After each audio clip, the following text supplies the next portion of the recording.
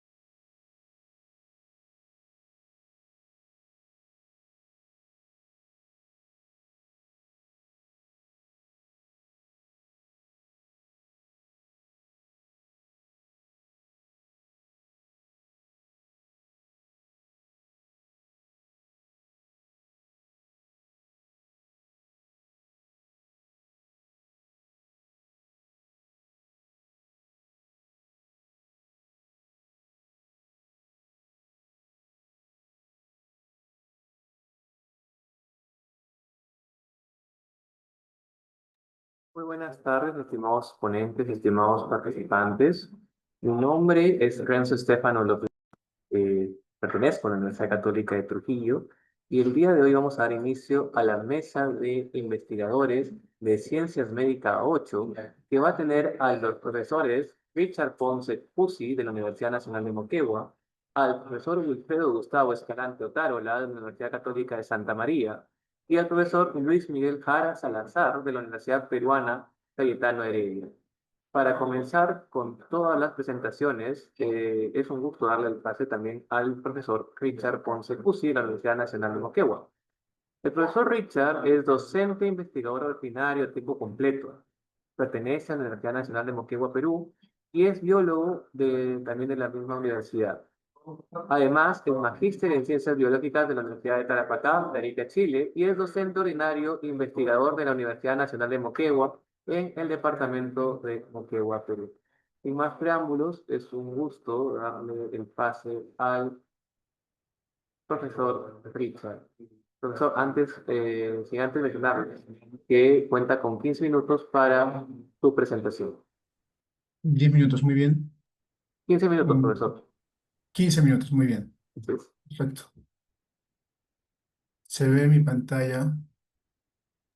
sí, se está viendo. Ya, perfecto. No. Muy bien.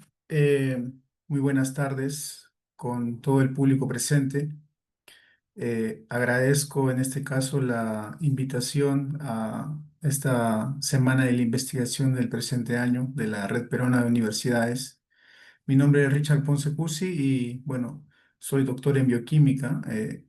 Y actualmente pertenezco a la Escuela de Medicina de la Facultad de Ciencias de la Salud de la Universidad Nacional de Moquegua. Mi línea de investigación es la biología del cáncer. Comencé con biología molecular del cáncer y me he extendido un poco más a, a áreas un poco más computacionales. Y por eso es que ahora vamos a hablar un poco de la investigación de lo que estaba desarrollando en estos últimos años sobre redes de coexpresión genómica y una aproximación de estas redes en cáncer como tal.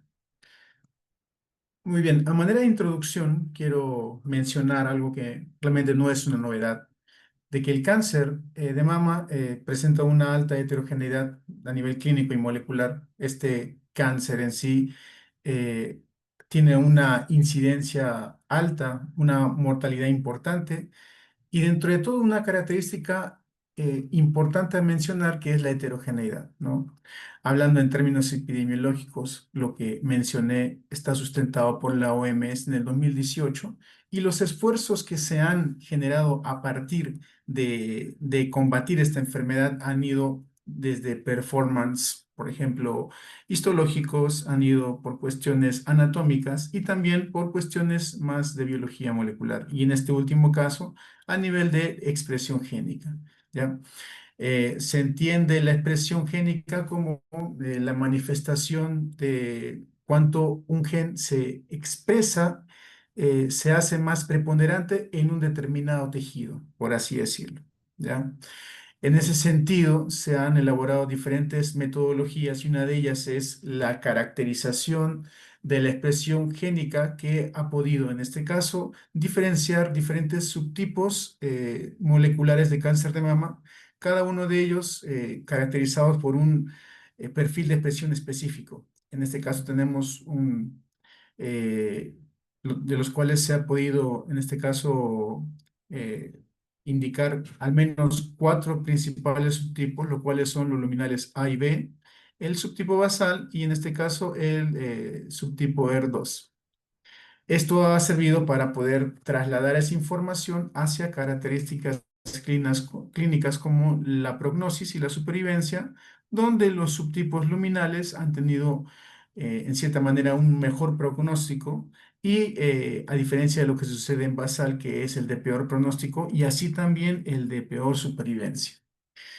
Ahora, actualmente se han generado firmas génicas que han intentado, en este caso, pronosticar, predecir el desenlace de un paciente dentro de, en este caso, una mayor especificidad a nivel de cada subtipo, porque todavía aquí es muy diversa la cantidad de manifestaciones de la enfermedad, pero se ha encontrado la limitante de que al menos encontrar un gen que pueda expresarse de una forma no podría explicar un contexto como tal. Es por ello que entendiendo que todos los componentes biológicos de un sistema se relacionan unos con otros, pasamos a estudiar esto desde otro punto de vista como la biología de sistemas, donde aquí queremos trasladar la información génica a una cuestión un poco más interactiva dentro de del nivel de relación que tienen los genes unos con otros. Como entiendo de que esta es una sala de ciencias médicas, creo que tenemos una similitud en cuanto al concepto de que vivimos jerarquizados y a la vez relacionados diferentes niveles, ¿no? El nivel génico, después de esto el nivel molecular, celular, orgánico y el nivel del individuo y también posteriormente, ¿no? Entonces, por concepto sabemos que todos los genes están relacionados unos con otros de alguna manera que podrían en este caso manifestarse en un fenotipo específico. Esta es una representación de cómo se generan las redes de coexpresión, ¿ya? Primeramente, como había indicado, aquí tenemos matrices, valores de expresión, por ejemplo, para 3 muestras de 10 genes, ¿no?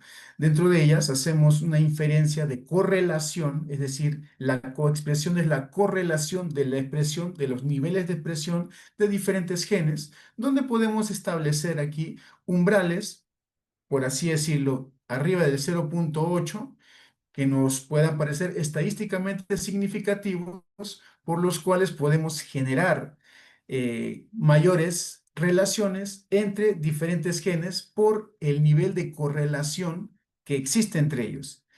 Con esta información se ha podido, en este caso, generar información importante del grupo de investigación en el cual colaboro. Por ejemplo, a nivel entendemos de que más o menos tenemos alrededor de, ¿qué será?, 25.000 genes. Entonces, seguramente hay una manera de que estos genes se ordenan en diferentes fenotipos y es lo que se ha encontrado. A nivel del fenotipo sano, las redes se han comportado de esta manera así en el fenotipo sano mamario y en el fenotipo canceroso así, ¿no? Vemos que aquí hay una manifestación trans, le hemos colocado, donde la relación de cada uno de estos puntitos que representan los genes en cada cromosoma diferente es completamente diferente a lo que se encuentra en el cáncer, ¿no? Los genes en el nivel sano se encuentran interaccionando unos con otros independientemente de su ubicación en el cromosoma, pero en el cáncer solamente se ordenan unos con otros, pero en el mismo cromosoma, ¿no? Con esto podemos indicar de que las redes de coexpresión génica nos permiten representar la biología como un sistema de interacciones donde cambios en la conectividad reflejan diferencias entre sanos y cáncer. Con esto surge la pregunta, ¿podemos usar las redes de coexpresión génica para explicar la heterogeneidad del cáncer de mama y predecir la supervivencia? Y en este caso, la idea es que la acumulación de interacciones intracromosomales, es decir, las del cáncer, que le hemos colocado cis, podría ser un marcador de mal pronóstico. Por ello, exploramos redes de coexpresión en subtipos de cáncer de mama que puedan identificar patrones de organización genómica y su impacto en la supervivencia. La metodología es la siguiente. Hemos tomado en este caso las matrices de expresión, las hemos pasado por un algoritmo de Aragne para poder generar redes de coexpresión, ¿no?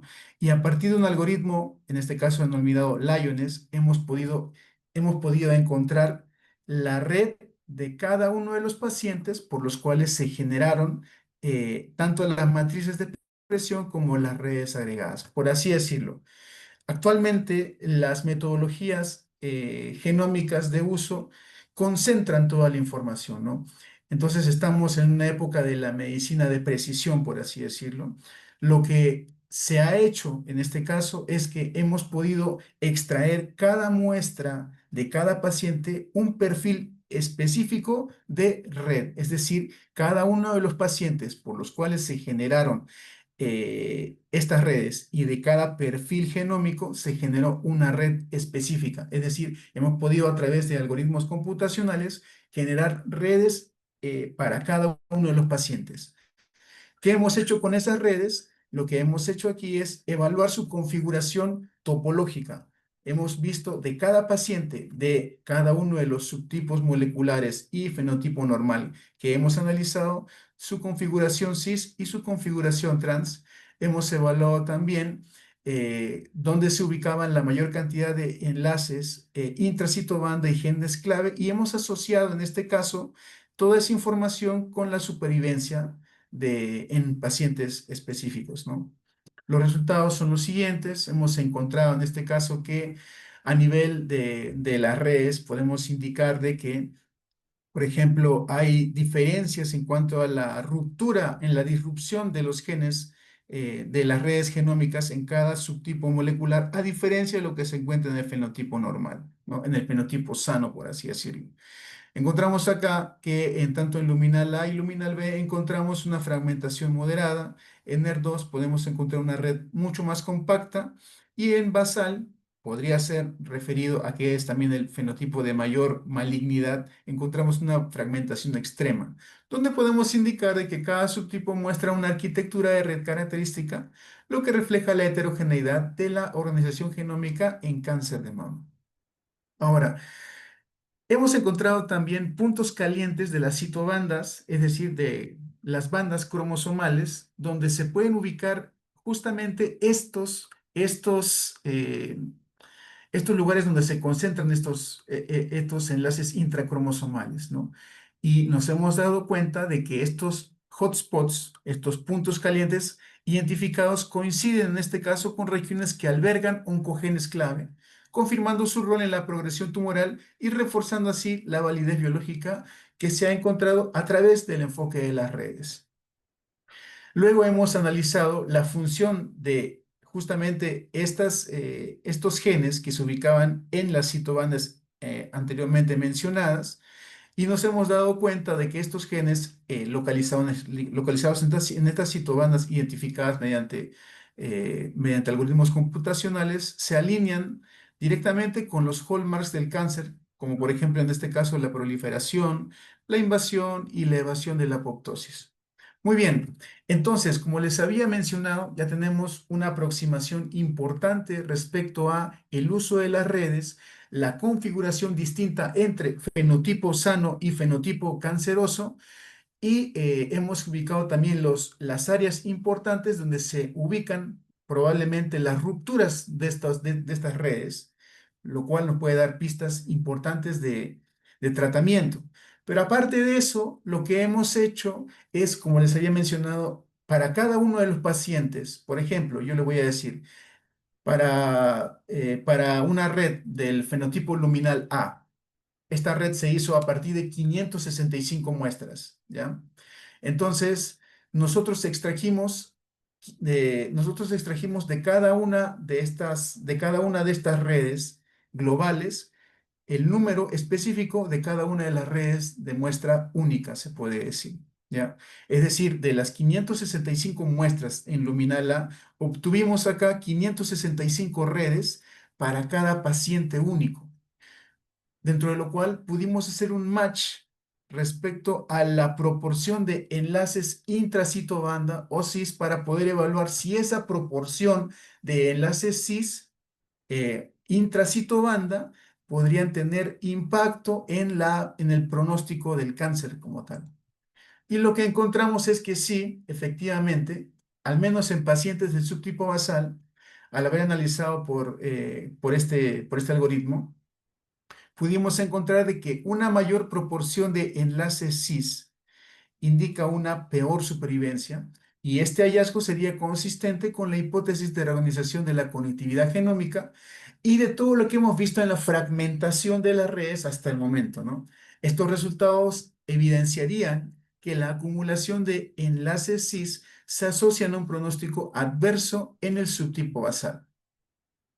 Las Estimado conclusiones de la profesor investigación. Richard, discúlpeme que lo interrumpa, para hacerle presente que le quedan 3 minutos aproximadamente para culminar su ponencia.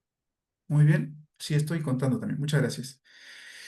Bueno, con esto podemos concluir que respecto a esta investigación, las redes, la inferencia de redes de coexpresión, de correlación de la expresión génica, son una ventana de ayuda hacia la heterogeneidad, hacia la manifestación, porque entendemos de que ningún cáncer de ninguna persona es igual a otra, ¿no? Es decir, que las redes de coexpresión revelan arquitecturas distintivas entre sano y enfermo, como lo vimos, reflejando la heterogeneidad genómica subyacente y su impacto funcional. Hemos encontrado también puntos calientes, hotspots cromosómicos con valor pronóstico, donde se ubicaban una mayor cantidad de fragmentación de las redes, a nivel tanto de redes de pacientes individuales, ¿ya? Y estos albergaban, en este caso, oncogenes clave que estaban relacionados con, en este caso, los hallmarks del cáncer. Y en el caso del subtipo basal como caso crítico, para poder evidenciar la utilidad de estas redes en un contexto clínico. En el subtipo basal, la mayor proporción de enlaces cis se asocia con peor supervivencia, lo que sugiere que la acumulación de interacciones intracromosomales, como una manifestación topológica de las redes, podría constituir un biomarcador de mal pronóstico, pero ya esto a un nivel un poco más interactivo, ¿no? Entonces, esto es lo que les quería mostrar y muchas gracias por su atención.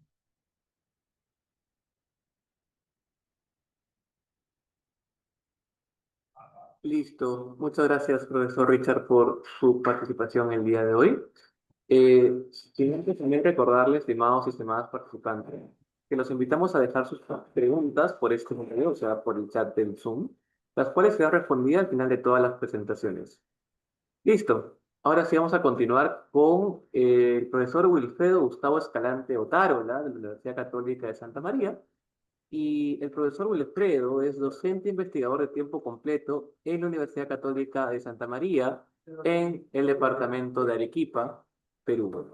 Es cirujano dentista con maestría y doctorado en odontología por la Universidad Estatal Paulista de Brasil y actualmente lidera múltiples líneas de investigación orientadas a la caracterización de biomateriales dentales, el desgaste dental erosivo, la adhesión en dentina modificada y las estrategias remineralizantes, con una producción científica activa y colaborativa a nivel nacional e internacional, que también coordina proyectos financiados por Procencia.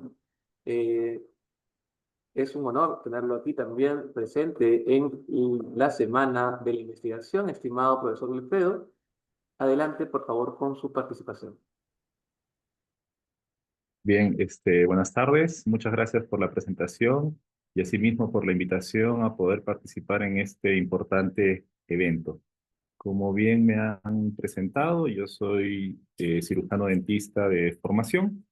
Actualmente me desempeño como docente investigador en la Universidad Católica de Santa María Y como bien mencionaron, mi línea de investigación principalmente va al estudio de biomateriales dentales, ¿no? Y cómo estos interaccionan con diferentes tejidos dentales, y específicamente con una problemática actual que se llama desgaste dental erosivo, específicamente.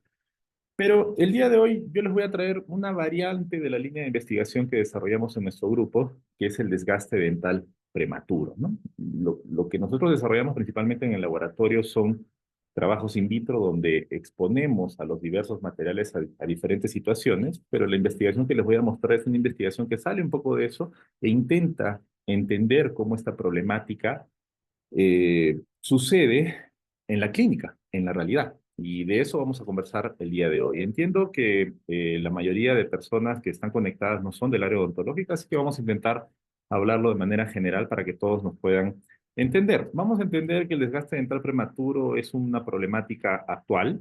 Sin embargo, esta se presenta actual porque actualmente se manejan ya estos conceptos de manera general, pero es algo que se viene estudiando hace mucho tiempo, ¿no? En palabras simples, el desgaste dental prematuro es una pérdida acelerada de estructura dental, específicamente en pacientes jóvenes, ¿no? O sea, en resumen, los dientes están hechos para desgastarse, ¿no? Si tenemos una persona de 60, 70 años con los dientes desgastados, es algo normal, es algo fisiológico. El problema es cuando tenemos pacientes de 20, 25, 30 años con los dientes con esta apariencia, ¿no? Desgaste, el esmalte desgastado y con la dentina, que es el tejido que está por debajo, ya exponiéndose. Esto genera entre uno de los problemas o sintomatologías que el paciente puede sentir, y quizás algunos de ustedes ha podido sentir en algún momento, es la famosa sensibilidad, ¿no? Ese dolorcito al tomar algo frío, algo caliente, al cepillarse, etcétera. El problema con este desgaste es que puede traer una serie de inconvenientes en la vida de una persona, ¿no? De traer problemas de función, problemas de estética, y todos estos pueden inclusive perjudicar la calidad de vida de las personas. ¿Cuáles son los factores de riesgo que van a hacer que este desgaste se acentúe en la población? Principalmente la literatura describe que están asociados a hábitos de las personas, asociados a estilos de vida, ¿no? Hábitos como prácticas de higiene bucal inadecuadas, ¿no? El hecho de cepillarse mucho los dientes con específicamente algunos productos que pueden ser hasta dañinos para nuestros dientes, hábitos relacionados a la dieta del paciente, ¿no? A la dieta de las personas, ¿no? Que están relacionadas con muchos alimentos ácidos, como las gaseosas, por ejemplo, o con las bebidas, o con los alimentos cítricos, por ejemplo, ellos. Pero parte de la literatura que menciona que también puede haber ciertos factores biológicos que pueden estar influyendo en que estos dientes se desgasten con mayor intensidad, como trastornos alimentarios, como el mismo flujo gastroesofágico, etcétera, etcétera. Entonces, tenemos claro de que la sensibilidad puede ser un factor importante, un signo importante de que nos mostraría de que los dientes se pueden estar desgastando prematuramente en una población joven. Hacia eso, uno de los estudios que recientemente nosotros hemos desarrollado en nuestro grupo de investigación es este de acá, que tuvo por objetivo evaluar la frecuencia y los principales factores asociados a la sensibilidad dentinaria, autorreportada en universitarios. O sea, autorreportada porque les entregamos a estudiantes universitarios de nuestra institución un cuestionario en el cual ellos tenían que responder una serie de preguntas relacionadas a la sensibilidad dentinaria y otra serie de preguntas con respecto a sus hábitos y algunos factores biológicos que podían estar asociados a esta, orientado a determinar el desgaste que sus dientes podían tener, como indicador temprano de este desgaste dental prematuro y riesgos biológicos sistémicos que podían estar asociados, ¿no? Este estudio fue aprobado por el Comité de Ética de nuestra institución, que fue un estudio transversal analítico con estudiantes de pregrado de nuestra institución. Pudimos tener una muestra importante de 600 estudiantes. Eh, eh, ¿no? Fueron dimensiones que pudieron estar enfocadas en lo que era la sensibilidad y algunas otras dimensiones con respecto a lo que son los hábitos y algunos otros factores biológicos, como están acá, ¿no? Sensibilidad dentinaria autorreportada y factores clínicos, conductuales y dietarios. Y esto es importante, ¿no? Hicimos un modelo de regresión logística binaria que permitió identificar qué factores aumentaban la probabilidad de presentar sensibilidad ajustado por algunos factores sociodemográficos, ¿no? Básicamente esa fue la descripción metodológica de nuestro estudio. Este trabajo de investigación fue recientemente sometido a este journal, International Journal of Dental Science, ¿no? Este es nuestro grupo de investigación que participó activamente en el desarrollo de este estudio. Acá las características de nuestra muestra, acá el resumen, ¿no? 600 estudiantes con una edad promedio bastante joven, ¿no? 20.4 años en promedio. La mayoría de los estudiantes que participaron en este levantamiento de datos fueron mujeres, la mayoría fueron estudiantes de ciencias de la salud y la mayoría fueron de los 3 primeros años, ¿no? Que son los que permanecen más tiempo aquí en la universidad y los que eh, dieron su consentimiento de participar, ¿no? Con respecto a los otros datos, como el índice de masa corporal, no hubo mayores datos que nos puedan servir, ¿no?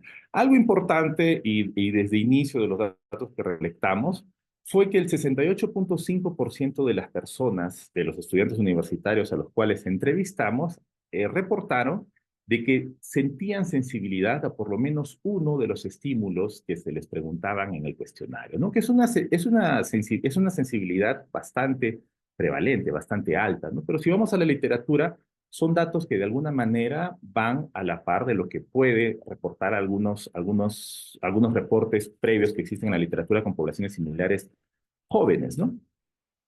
Y eso de alguna manera valida nuestros resultados, ¿no? Quizás uno podría pensar que la limitación de nuestro trabajo sería el autorreporte, ¿no? Sin embargo, también hay literatura que menciona que el autorreporte en una población joven y que es totalmente consciente de su salud es un dato, es totalmente consciente y puede ser, y sus datos pueden ser realmente verídicos de lo que se puede reflejar en su situación. Con respecto a los hábitos, lo interesante de nuestra recolección de datos es que no hubo asociaciones realmente significativas con respecto a los datos sociodemográficos ni a los hábitos que normalmente se reportan en la literatura previamente, ¿no? Como hábitos de cepillado, uso de pastas blanqueadoras, ni frecuencia de cepillado, ¿no? Entonces, aparentemente, en la muestra que nosotros hemos recolectado, la sensibilidad no dependería de la demografía ni de estos hábitos. No es algo determinante, pero es algo interesante y que merecía ser analizado. Por otro lado, cuando profundizamos un poco más en el análisis, y aquí, bueno, en esta tabla eso es un poco grande, no se puede ver específicamente, pero ¿qué factores fueron significativamente asociados a partir de los datos que pudimos analizar? Por ejemplo, la acidez estomacal, que fue referida por los estudiantes universitarios, la boca seca o serostomía, y de los datos significativas entre los datos que pudimos recolectar. Eso fue muy interesante, porque a diferencia de lo que la literatura previamente menciona, de que los hábitos son los que determinan el desgaste prematuro de los dientes, nosotros de alguna manera estamos viendo que en la muestra, en la población que nosotros estamos estudiando, los factores biológicos podrían tener cierta influencia más determinante. Cuando revisamos los datos, bueno, acá está la boca seca, el tema de la dieta y el tema, bueno, de los antecedentes de tratamiento ortodóntico también.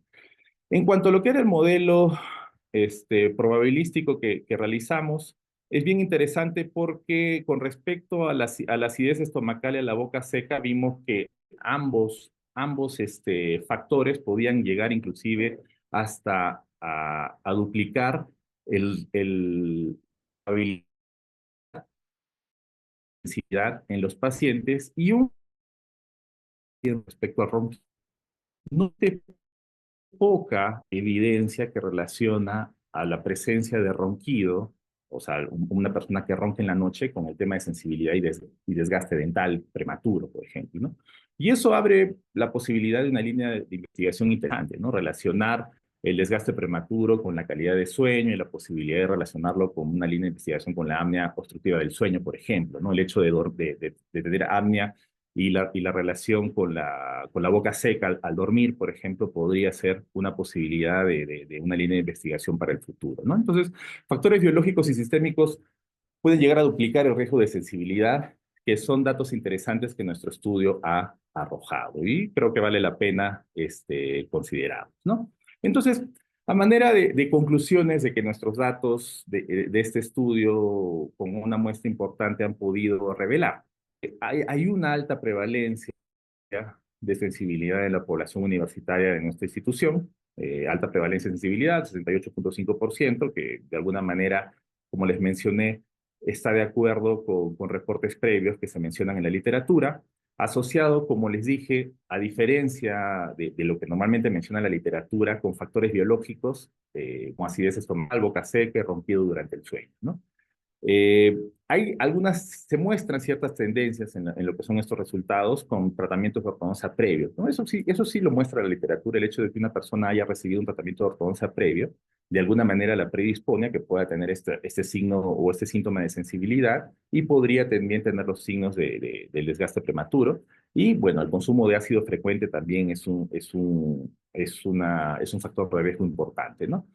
Nuestros resultados reflejan de alguna manera desequilibrios biológicos más que hábitos y existe un valor preventivo de la identificación temprana de riesgo sistémico, ¿no? Esto nos pone en un punto bien interesante porque nuestro grupo de investigación a partir de esto tiene nuevas perspectivas para continuar con esta línea. Actualmente estamos siguiendo con esta línea de investigación aplicando nuevas tecnologías para continuar con el estudio de este desgaste. Ante las posibilidades que se abren de seguir estudiando esta población joven, estamos aplicando tecnologías ya existentes en el campo odontológico como estos escáneres intraorales. Este es un escáner intraoral que se utilizan actualmente en los consultorios odontológicos, quizás alguno de ustedes ya los conoce. Son escáneres que normalmente se utilizan y que reemplazan a la impresión dental, que antiguamente se tomaban con estas masillas, ¿no? Para sacar el duplicado de los dientes de un paciente.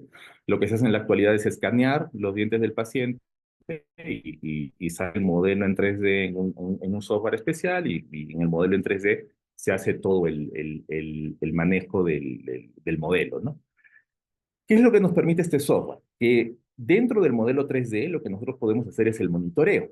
Entonces, si entendemos que este desgaste, que el problema del desgaste es la velocidad con que los dientes se desgastan, porque en el inicio les dije, los dientes están hechos para desgastarse. Entonces, ¿cuál es el problema? El problema no es que el diente se desgaste, el problema es que el diente se desgaste rápido. Que el diente se desgaste en una persona de 60 años es algo bueno, es algo normal, pero que el diente se desgaste en una persona de 20 o 30 años es algo mal. Entonces, ¿qué es lo que podemos hacer con un software como este? Podemos monitorear la velocidad con la que se desgasta el diente. Entonces, a través de este escáner podemos tener un modelo inicial y al cabo de un año podemos tener un modelo, un segundo modelo y sobreponiendo los modelos podemos medir la velocidad con la cual se desgasta y poder tener el volumen, ¿no? El volumen de cuánto tejido dentario se está desgastando en esa cantidad de meses y más o menos tener un coeficiente de cuál sería la cantidad de tejido que se está desgastando en ese periodo de tiempo y determinar si el desgaste estaría de alguna manera acelerado o no para hacer trabajo preventivo en ese tipo de pacientes, ¿no? Hacia eso va posibilidad y bueno, solamente les quería compartir. El escáner nos permite hacer eso, ¿no? Trabajar con imágenes en 3D y trabajar con imágenes de modelo donde podemos ver cada una de las características de estos dientes que podemos, bueno, básicamente esa es la información que quería compartir con ustedes. Esos son mis contactos. Si alguien tuviera alguna pregunta.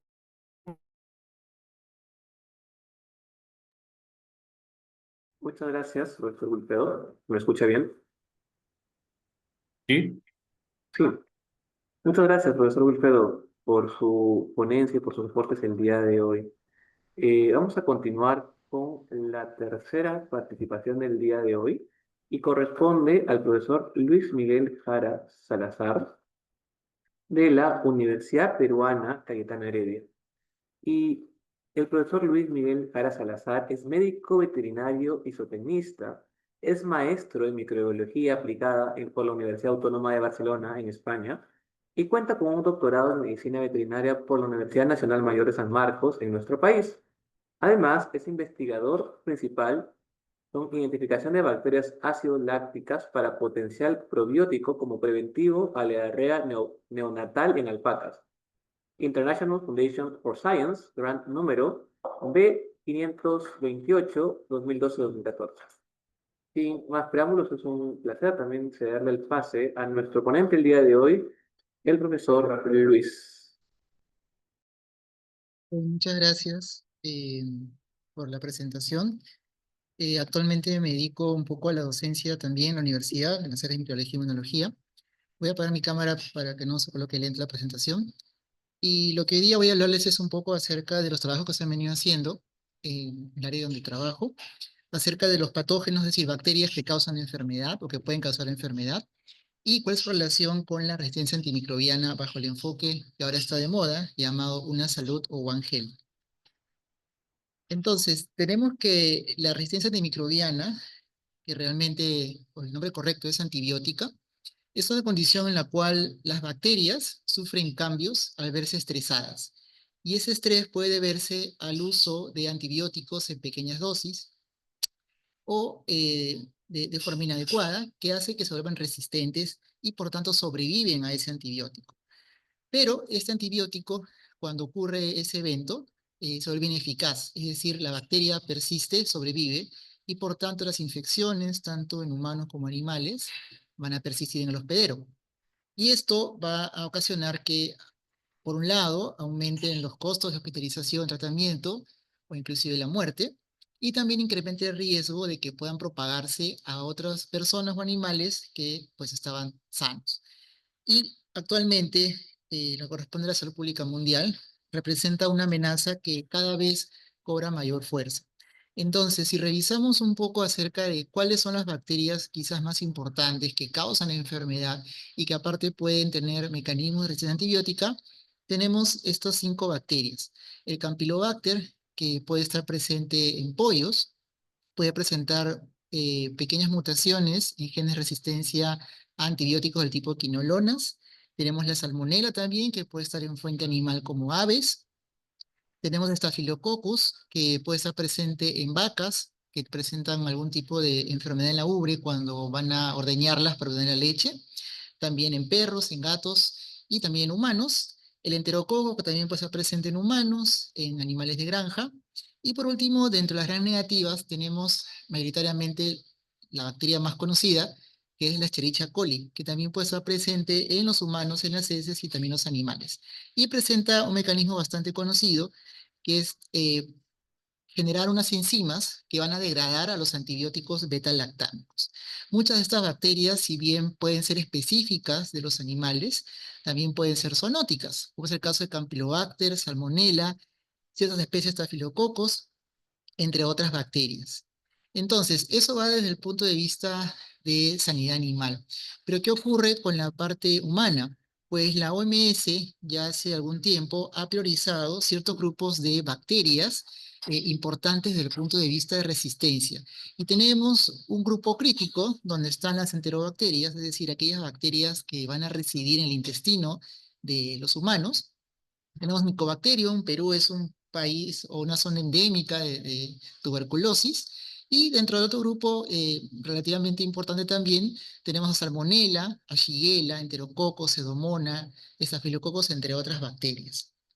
Entonces, si quisiéramos contextualizar cómo es que estas bacterias aparecen o causan problema, tenemos lo que se llama entre comillas un ciclo de resistencia, donde un uso inadecuado de antibióticos hace que estas bacterias proliferen, sobrevivan, se van en el desagüe, contaminan aguas, contaminan suelos, y ese suelo, pues, o esas plantas, pueden ser luego consumidas por animales de abasto o ganado.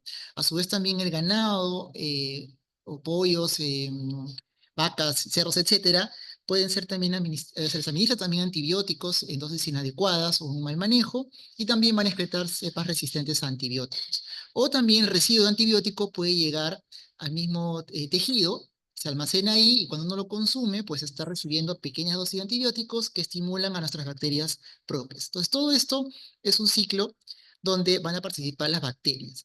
Entonces, lo que vengo a presentarles ahora es un poco de las investigaciones en las cuales una que otra he participado, pero más que todo son investigaciones de estudiantes de pregrado y de posgrado que se han realizado en el laboratorio donde trabajamos, y es bajo el enfoque veterinario. Entonces tenemos de que en las personas, en las comunidades, en los hospitales, pues hay un consumo de antibióticos, ¿no? Uno va a la farmacia, compra un antibiótico, alguien le recomienda y lo consume, y pues no sabe cuándo debe terminar de tomar. O los hospitales también se administran antibióticos y no sabemos si es que esos heces o fluidos de las personas tratadas, a dónde van, no lo sabemos. Por otro lado, también los animales de ganado se les administra antibióticos de forma preventiva o también como terapéutica. Y también a los animales de compañía. Uno va a la farmacia veterinaria y compra una pastilla, le da a su mascota y con eso pues cree que la está curando, pero no sabe en qué momento retirar el antibiótico. Esto va a contaminar el suelo, vegetación, como mencioné, y ahí se completa el ciclo. Entonces, tenemos varios factores para investigar o para ver dónde hay bacterias resistentes. Entonces, en un primer estudio de colegas de la Facultad Veterinaria, se preguntaron qué sabían los propietarios de mascotas acerca del uso de medicamentos.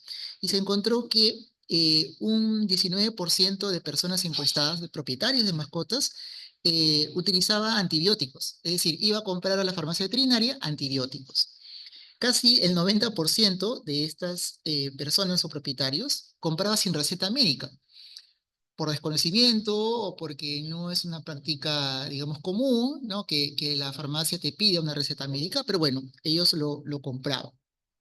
Y por otro lado, más del 50% de los propietarios desconocía o no había escuchado hablar acerca de la resistencia antimicrobiana. Entonces, ahí hay un problema identificado que es acerca de los conocimientos y prácticas, el acceso a medicamentos antibióticos por parte de los propietarios. Bueno, esto fue hace 5 años, pero igual nos refleja un problema. Por otro lado, también en otro estudio se le preguntó a los veterinarios de animales de compañía, de perros y gatos, y a los ganaderos sobre el uso de antibióticos de resistencia.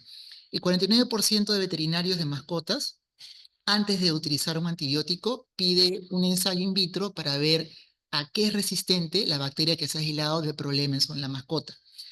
Pero casi el 82% o el 82% de estos veterinarios desconocía cuál era la lista de antibióticos críticos de la OMS. Esos antibióticos críticos de la OMS son los que se usan en última instancia y no deben ser utilizados de rutina. A su vez también los veterinarios en su gran mayoría estaban de acuerdo en que la prescripción en mascotas solamente debía ser realizada por ellos y no por otras personas. En el caso de los ganaderos, si ustedes ven hacia el lado derecho, esas columnas rojas, se les preguntó a los ganaderos si creían que los antibióticos podían hacer un efecto contra hongos, virus y parásitos. Y la gran mayoría, casi 20 a 40%, cree que sí. O sea, que pueden aplicar un antibiótico pensando que va a ser efectivo contra un virus, un hongo o un parásito, lo cual biológicamente no sucede. Sin embargo, ellos lo creen. Luego también en otro estudio vimos que, o mejor dicho, nos preguntamos si las aves comerciales, específicamente las gallinas, podían tener o albergar cepas resistentes a antibióticos, y a su vez también en las vacas, en la muestra de leche. Bueno, un 67% de bacterias de E. coli de gallinas tuvieron mecanismos de resistencia contra antibióticos beta-lactámicos y un 34% tenían resistencia a colistina, el cual es un antibiótico que hace unos años atrás fue prohibido por el ente regulador a nivel nacional. En el caso de vacas, se encontró que la mayor, digamos, casos de mastitis, es inflamación de la ubre por una infección, correspondía a la bacteria llamada Staphylococcus aureus, que habíamos visto que presenta mecanismo de resistencia. Se encontró que principalmente tenía resistencia contra neomicina, penicilina G, oxitetraciclina y cefalexina, que son antibióticos, algunos de ellos de uso humano. También nos preguntamos si es que los animales silvestres, que no tienen nada que ver dentro del ciclo, aparentemente, también presentaban bacterias resistentes. Bueno, eso fue trabajo de una tesista que muestreó monos, primates, de centros de rescate que están en semicautiverio, porque están en un momento libres, pero en otro momento están en contacto con turistas, con personas que los alimentan, entonces hay un contacto estrecho también.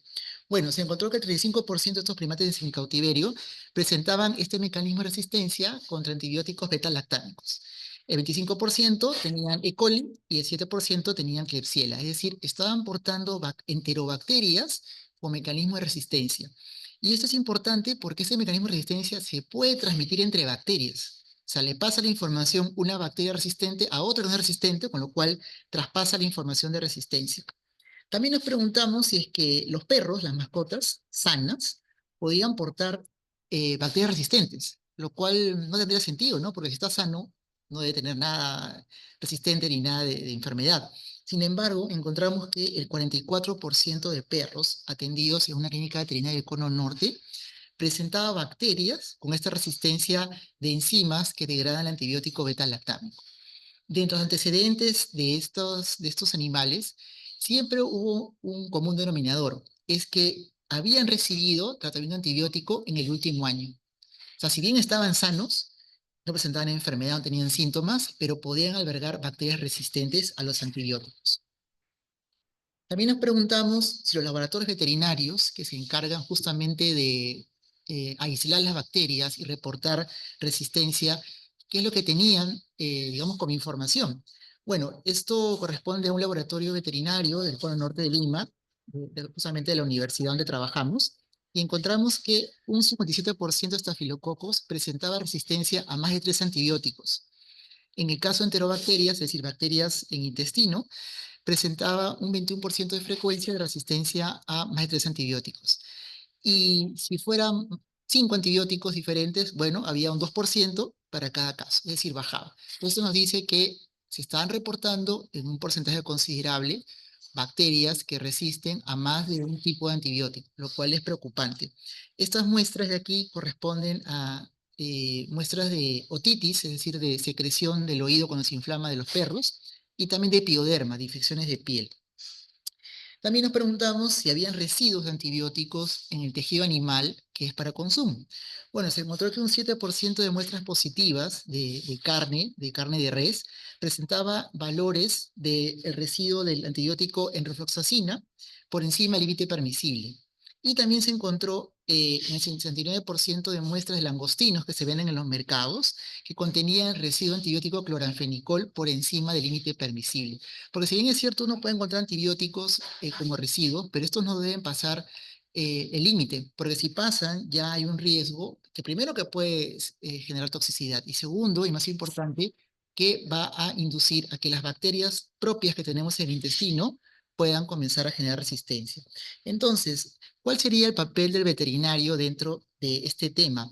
Primero que hay que mantener la higiene, el manejo adecuado de las granjas, diagnosticar las bacterias, hacer test de laboratorio, usar antibióticos solamente cuando es necesario, cuando hay enfermedad. Hay que saber las dosis, la cantidad, el tiempo, dónde funciona mejor la vía de administración, ¿sí? Hay que utilizar vacunas, porque las vacunas en los animales van a proteger de enfermedades. Entonces ya no sería tan necesario en algunos casos utilizar los antibióticos. Por último, se habla mucho de este enfoque de One Health. Entonces aquí les presento una gráfica bien interesante de cómo nos situamos cuando investigamos algo de resistencia. Tenemos que el 60% o 70% de enfermedades tienen origen zoonótico, es decir, provienen de los animales. Tenemos aquí el lado de la fauna silvestre, el contacto que no hemos visto cuando hay animales en semicautiverio. Tenemos aquí el contacto de los granjeros con los animales de ganado, tenemos los vegetales y tenemos los veterinarios, ¿sí? Por otro lado, tenemos también los hospitales o centros de salud que usan antibióticos, sobre todo en personas que están hospitalizadas. Tenemos el ambiente donde hay vegetales, los animales de compañía que están en contacto estrecho con los propietarios. Tenemos un sinnúmero de variables en las cuales puede aumentar la resistencia. Y por supuesto, la globalización, el hecho de ir a otro país, consumir otro tipo de alimento, exponerse a otro tipo de enfermedades, hace que uno quiera bacterias también resistentes como posibilidad. Entonces, nosotros estamos investigando animales de compañía, estamos investigando animales de granja, investigamos qué opinan los propietarios, qué opinan los veterinarios, qué opinan los ganaderos, ¿sí? Sin embargo, eso no es suficiente.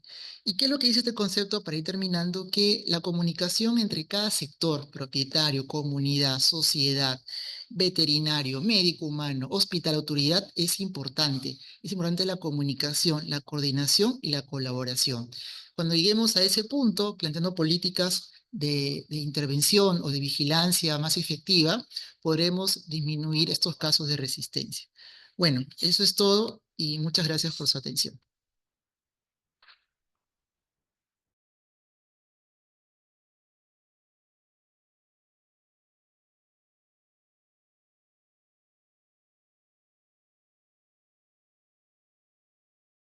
trasladados a la clínica con bastante utilidad, que al final es lo que se manifiesta, porque a partir de esa caracterización clínica se ha podido también valorar una terapéutica específica para cada subtipo molecular, porque cada uno de los subtipos tiene una biología diferente y ahí radica la utilidad. Entonces, a partir de todo ello es que nos hemos puesto a conversar ya desde hace varios años sobre la, la característica de que en el sistema biológico todos nos estamos relacionando. Nosotros nos relacionamos como individuos con diferentes personas, entornos, entre otros, así también en diferentes niveles de organización, como a nivel génico, a nivel atómico, subatómico, entre otros. Entonces, la palabra clave es la relación.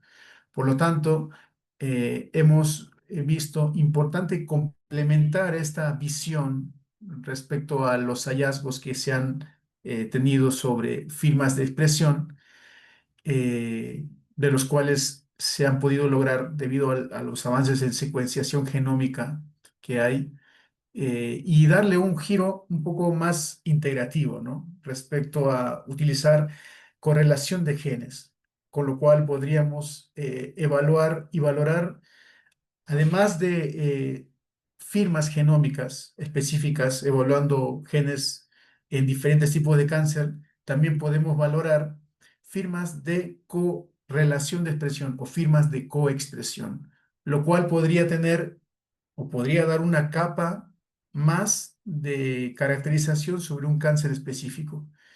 ¿Qué es lo que hemos logrado? Ahora, ¿qué es lo que viene? Viene la parte de la caracterización a nivel de muestra única. ¿Qué es lo que viene después de eso? La caracterización de la expresión génica, pero a nivel de célula única, porque estamos trabajando también en esa parte. Entonces, la palabra también importante dentro de todo esto es la heterogeneidad, porque un cáncer es diferente en una persona y en otra, así sean del mismo subtipo de cáncer, ¿no? De cáncer de mama.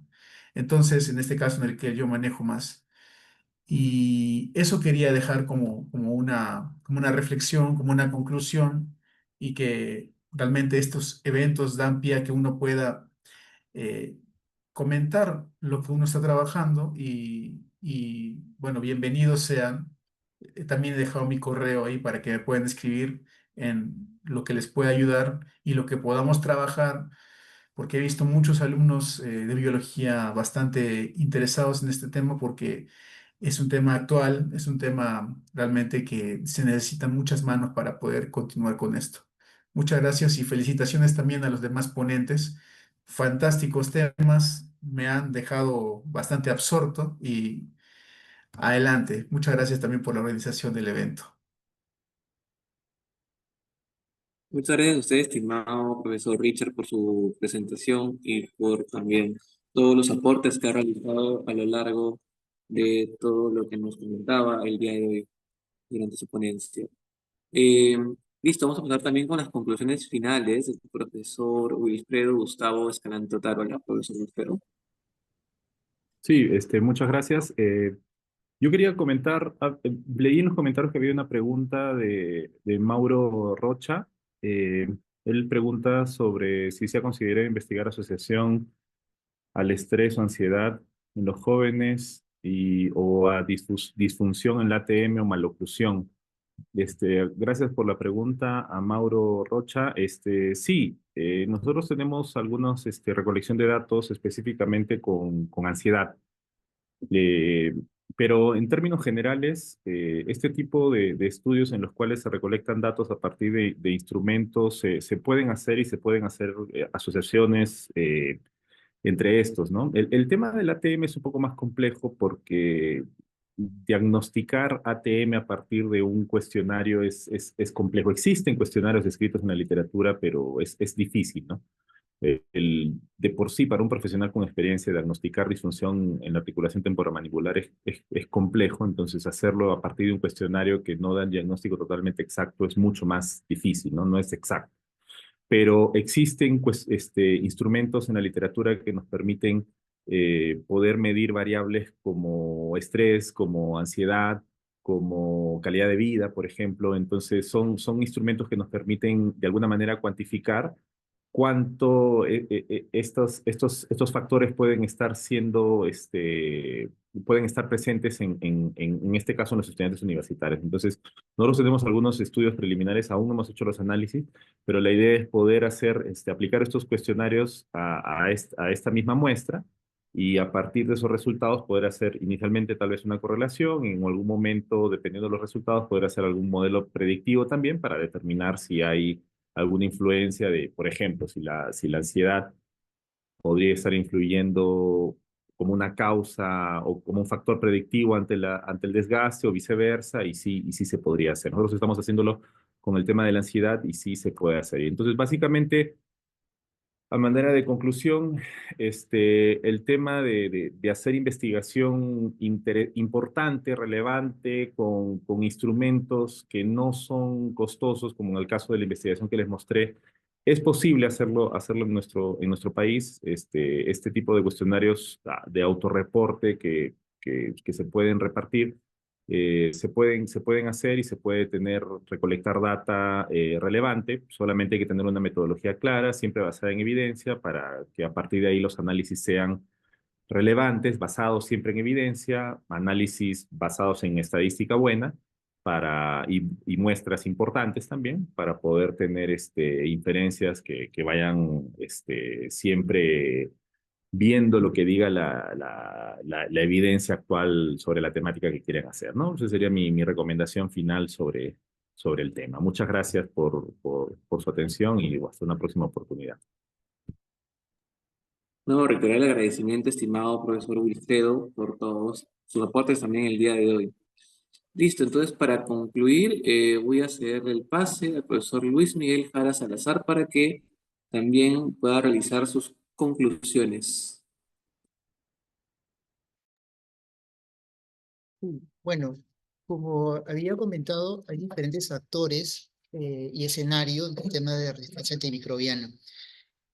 Como veterinarios, podemos enfocarnos al estudio en animales de compañía, llámese perros o gatos, dado que tienen un contacto muy estrecho con el propietario, y siempre va a haber un riesgo de que se transmitan bacterias zoonóticas. Digo riesgo porque de momento las bacterias son, algunas de ellas, muy específicas de cada actor, pero siempre va a estar ese riesgo potencial.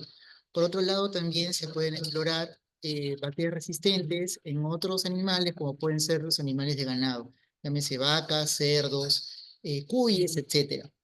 Entonces, desde nuestra posición podemos buscar bacterias resistentes en estos animales y hacer una vigilancia para ver cómo es la dinámica de resistencia, es decir, en el año tal tenía tanto de resistencia, en los siguientes años aumentó o disminuyó, o qué factores pueden estar asociados a que esta resistencia aumente.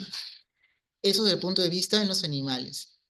Otros actores vienen a ser los propietarios, saber qué es lo que conocen acerca de resistencia, tratar de cuantificar en base a encuestas, si es que ellos saben que es un antibiótico, cómo se utiliza, si acceden directamente en el mercado, cómo así lo hacen. De la misma manera con los ganaderos, saber también cómo administran los antibióticos, si saben para qué funcionan, y también con los propios veterinarios.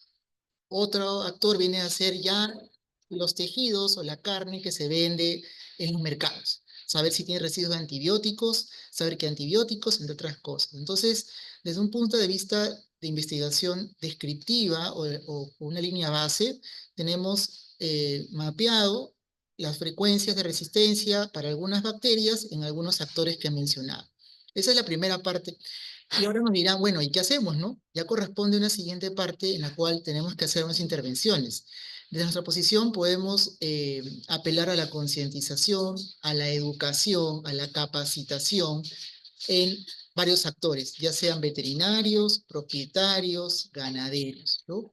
El fortalecimiento de los laboratorios para que siempre hagan vigilancia y ver que no se dispare mucho la resistencia. Entonces son varias cosas que podemos hacer, pero hay que empezar por algo. Y eso desde el punto de vista de investigación formativa que hacemos en la universidad, podemos levantar información acerca del estado de la resistencia antimicrobiana en animales que siempre están en contacto con las personas. Listo, muchas gracias, estimado profesor Luis, por también todos los aportes que ha brindado el día de hoy. Listo, entonces agradecemos profundamente a cada uno de nuestros distinguidos investigadores por la claridad y profundidad de cada una de las exposiciones que han tenido el día de hoy.